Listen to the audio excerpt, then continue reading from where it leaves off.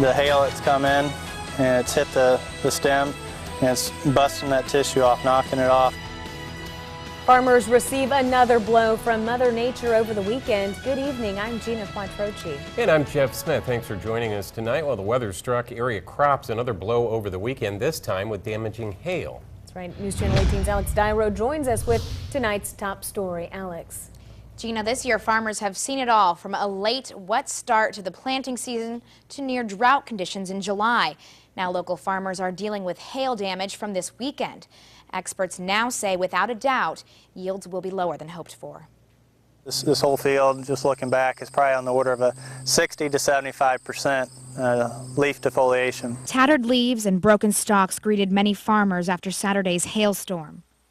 The feelings in a planting season that's already been rough were less than ideal. It could have been worse, but overall, no, it wasn't really a good thing to see after working this hard, this long in the season, and then having this happen. The damage is something Purdue soybean expert Sean Castile says will bring down the total yield by quite a bit. Yeah, certainly with the hail damage that we're talking about, if you look at defoliation of 50 to 70%, you can have yield loss of maybe 20 to 30%. And that loss will cost the farmer.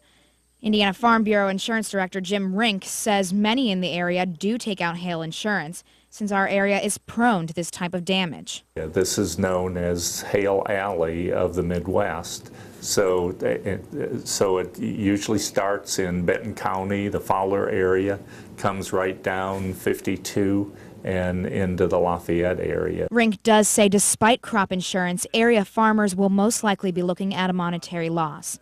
That's unwelcome news for many and puts some in a situation they hadn't anticipated just a few months ago. To see, 60% loss on mine, it wasn't quite that much, but that's quite a bit. I don't think I've ever seen hail that big or destroy that much, so this is probably a first for me.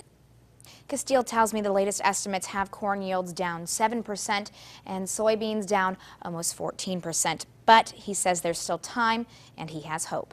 Alex Dyro, News Channel 18.